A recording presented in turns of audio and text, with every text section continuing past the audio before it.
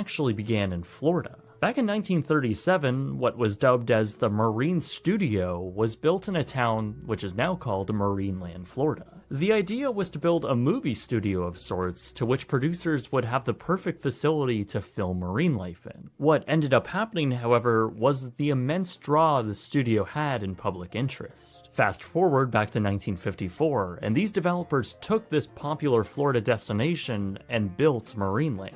This was the Californian successor to the destination that Florida proved to be so popular.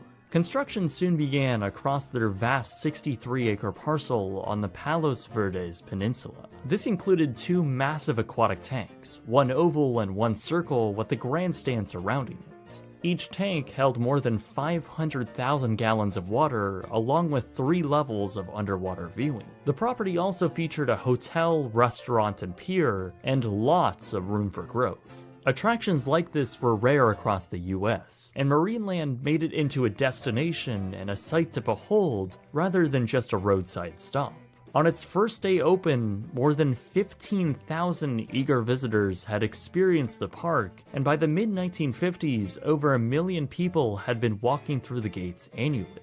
Through the next decade, the popularity of Marineland of the Pacific took off. It was only a matter of time before it grabbed the attention of nearby Hollywood, thanks to the beautiful landscape the park was perched upon and their unique sea life tanks. Really, it was the intended purpose of the Florida Marineland, which Marineland of the Pacific began to receive. Attack of the Crab Monsters was one of the first major productions to utilize the park as a filming location, and that opened the door to hundreds more over the years. The park appeared on magazine covers and TV specials and used by several feature films, with photographs of celebrities enjoying the amenities at Marineland, including Elvis Presley. With the immense popularity and well over 1.5 million people continuing to visit annually, the park began to expand. Along with legacy shows that made them so popular like the afternoon orca feedings and sea life displays, by the late 1950s, Marineland had constructed another amphitheater with an oval tank to host dolphin shows, capable of holding around 3,000 people. However, the popularity of this park prompted even more expansion. The world's largest collection of walruses were given an exhibit to great fanfare, but perhaps even more exciting was the addition of a 240-foot-high observation tower called the Sky Tower. Suddenly, Marineland could be seen for miles around, and it became the icon of the park. It seemed like the success of the park was almost indefinite. However, these glory days of Marineland of the Pacific were coming to a close, and by the late 1960s, it was the beginning of the end. Disneyland in Anaheim had been open for over a decade by now, and was by far the most popular tourist attraction in the area. To make matters worse, yet another big attraction opened around this time, that being SeaWorld San Diego. Attraction began to drop off as these bigger theme parks drew more visitors away. Financially, the owners had found themselves in a tough spot. They had just spent over $500,000 on the Sky Tower alone, which is about $4.5 million today. And you would think that once attendance began to drop off, they didn't have enough money coming in. In 1971, they were forced to sell to the owners of the Hollywood Park Racetrack. They operated Marineland for a short time until, bizarrely, they leased the park out to 20th Century Fox. Yes, the studio, who themselves operated and managed the theme park until 1977. Once Marineland was reverted back to the original owners, however, they decided they were going to sell. In October of 1977, a joint venture between Kroger and Taft Broadcasting purchased the park. Taft also owned the intellectual property of Hanna-Barbera, and closed the park soon after for a major remodel, which would now include those IP characters. In May of 1978, Hanna-Barbera's Marineland opened to the public. Now with renovated facilities, characters from popular cartoons like Scooby-Doo and Yogi Bear, plus entirely new facilities like a research center and a really interesting attraction called Baja Reef. Essentially a themed aquarium where you could snorkel down a winding path filled with sea life. With these considerable investments made, attendance slowly crept back up. However, it soon leveled off to around 700,000 visitors annually, much lower than anticipated. In 1981, Taft ate up their losses and ultimately gave up and sold their park to a Hong Kong-based company that managed hotels and theme parks. They did little to keep the park in good condition and ultimately found another buyer for the property. However, this one had wildly different, arguably nefarious plans. HBJ, the corporate owner of the SeaWorld theme parks, had purchased Marineland in December of 1986 for a little over $23 million. While they owned SeaWorld, essentially Marineland's main competitor, they claimed there would be no day-to-day changes at the property, and that Marineland of the Pacific would continue to operate as it was. However, behind the scenes, this was essentially a lie, as just a month later, the key attractions and stars of Marineland, the killer whales Orky and Corky, were put onto trucks in the early morning hours and transported to SeaWorld San Diego. This move went behind the back of not only the public, but the city officials SeaWorld had been communicating with and ensuring situations like this wouldn't happen. Once this move was made, however, the future of Marineland seemed less and less stable. Finally, and unsurprisingly to many who worked there, SeaWorld announced they would close the park on March 1st, 1987.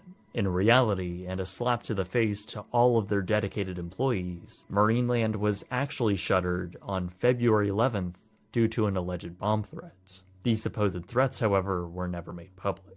In the end, Marineland had been open for over 32 years, and after SeaWorld purchased the park, they had closed it in just a month and 12 days. Ultimately, SeaWorld and their parent company claimed the cost to renovate the park would have been too great for them to keep it open. However, that's kind of an awful excuse, since if that was the case, why did they buy it? They kept it open for a month, and obviously that's not enough to do their supposed due diligence. I think it's safe to say that it was their plan from the beginning to close Marineland. With the tanks empty and the iconic sign disassembled, SeaWorld swiftly found a buyer for the land. At the price of $24 million, an Arizona-based developer purchased the massive plot of land and right out the gate confirmed he would not reopen Marineland.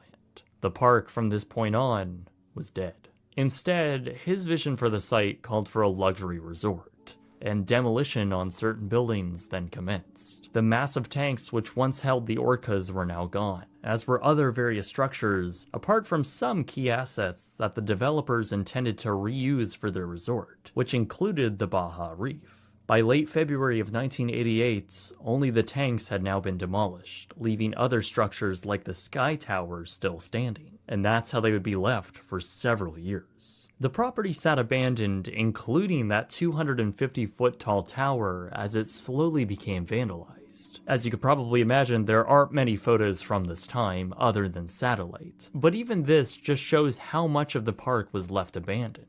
Finally, in 1995, the Sky Tower was disassembled, just as other new developments began populating the abandoned park's surroundings. Still, the remnants of Marineland continued to sit abandoned, all apart from one banquet hall still operating called the Catalina Room. Otherwise, as the 2000s crept in, the now decades-old abandoned structures continued to sit there. Small buildings were still standing and scattered across the property, yet one of the largest remaining assets was the Baja Reef, which was still intended to be used for the future resort's development. Completely drained and over the years sustaining heavy vandalism, the swim-through aquarium remained in place with its heavy theming and underwater viewing windows still in place. It is crazy to see these structures in such a state of disrepair juxtaposed to the incredible cliffside views they had. With prime oceanfront property like that, however, it was only a matter of time before it was put to use. This was confirmed in 2003 when developers submitted plans for a $200 million luxury resort. After changing hands a few times and finally a concrete financial backing,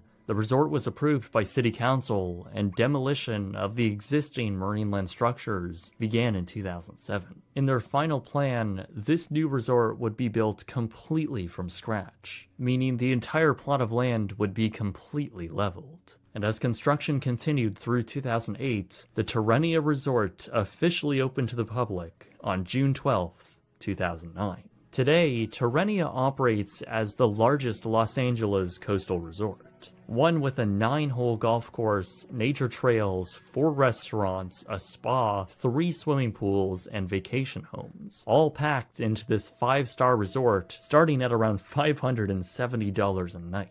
It's a beautiful resort utilizing this nearly perfect plot of land. Today, however, almost all traces of Marineland of the Pacific are now gone. The only substantial prop that I know of that's left is the former Bubbles statue that became the symbol of the park's front entrance. Now, I won't get into the moral quandaries of what places like this represent, and I truly think Marineland was the product of the era it was from. Perhaps theme parks like this should only last for as long as they are deemed morally acceptable. But then again, the only reason why Marineland was shuttered was because of another marine park.